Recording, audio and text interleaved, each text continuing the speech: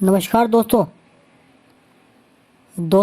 आज मैं बताऊंगा आपको राम जन्मभूमि के बारे में, यानी अयोध्या के बारे में। जी हाँ दोस्तों, राम जन्मभूमि पूजन में शामिल संत पुजारियों से बातचीत।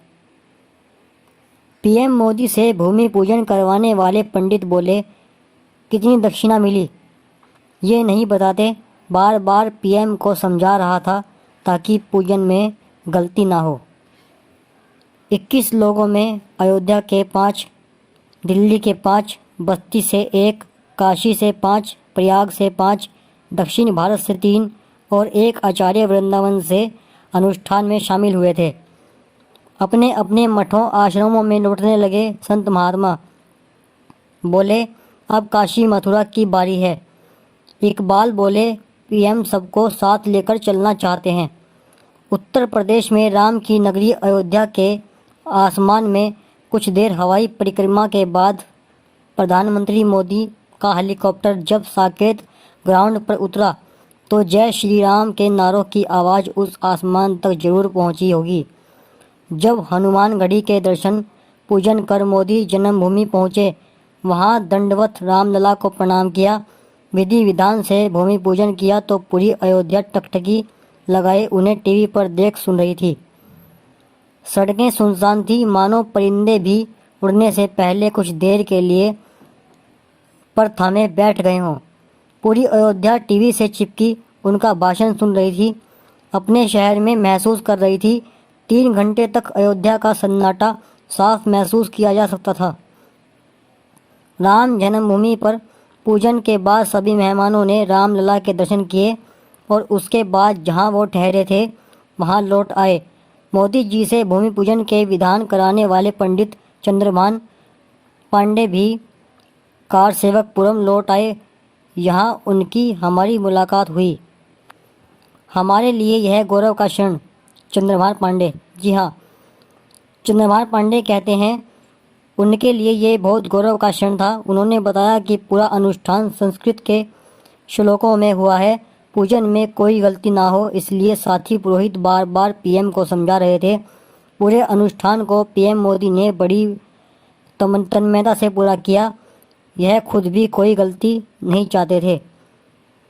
एसपीजी का प्रोटोकॉल था, इसलिए सबके बीच दूरी काफ़ी थी, लेकिन जब भी पीएम को परेशानी हुई साथी पुरोहितों ने पहुंचकर उनका सहयोग किया और शांतिपूर्ण ढंग से अनुष्ठान पूरा हो गया।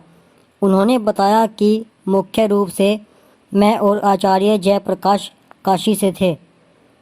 बाकी 21 लोगों में अयोध्या के 5, दिल्ली के 5, 1 बस्ती काशी से 5, प्रयागराज से 1, 3 दक्षिण भारत और 1 आचार्य वृंदावन से अनुष्ठान में शामिल हुए थे। उन्होंने बताया कि किसी भी प्रकार से अनुष्ठान में यजमान होना आवश्यक है, तो अशोक सिंघल जी के भतीजे यजमान के रूप में पत्नी के साथ बैठे थे। अपने अपने मठों आश्रमों में लौटने लगे संत महात्मा। बोले, अब काशी मथुरा की बारी है।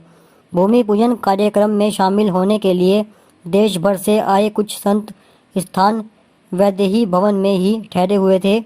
कार्यक्रम खत्म होने के बाद सभी संत अपने अपने सेवकों के साथ भोजन कर अपने आश्रमों और मठों के लिए निकल पड़े। विदाई से पहले गेट पर उन्हें रामलला का प्रसाद भी दिया जा रहा था। यहीं हमारी मुलाकात अखिल भारतीय अखाड़ा परिषद के अध्यक्ष नरेंद्र गिरी से हुई। नरेंद्र गिरी ने कहा, अब मथुरा काशी की बारी है। हालांकि वह कहते हैं न्यायोचित तरीके से ही सब लेंगे, बस इंतजार करिए, सब होगा। वहीं वृंदावन से आए महंत फूलडोल बिहारी दास ने कहा, रामलला का मंदिर का आरंभ हो गया है। अब आनंद ही आनंद और परमानंद का अनुभव कर रहा हूँ। मथुरा काशी पर बोले, अभी एक बन जाए, हल्ला करने से कुछ नहीं होगा, जब समय आएगा तो वह भी होगा। वाराणसी से आए जितेंद्रानंद सरस्वती कहते हैं, मैं 1986 से राम जन्मभूमि पर आ रहा हूँ, लेकिन आज अनुष्ठान में शामिल होकर महसूस हुआ कि हमारे ऊपर 1000 वर्ष पूर्व से गुलामी का दाग था, वह मिट गया है। इस भूमि पूजन से पूरे देश में एक सकारात्मक परिवर्तन वातावरण में आएगा। मथुरा काशी पर कहा कि पहले यह मंदिर निर्माण पूरा हो, फिर आगे वह भी देखा जाएगा। तो दोस्तों कैसी लगी आपको ये जानकारी? उम्मीद करता हूँ कि आपको ये जानकारी पसंद आई होगी। इस तरह ही आगे भी जानकारी पाने के लिए हमारे चैनल को सब्सक्राइब करें, साथ में घंटी वाले आइकन को भी दबा लें ताकि इस तरह की जानकारी आपको आगे भी मिलती रहे। नमस्कार दोस्तों, आपका दिन शुभ हो।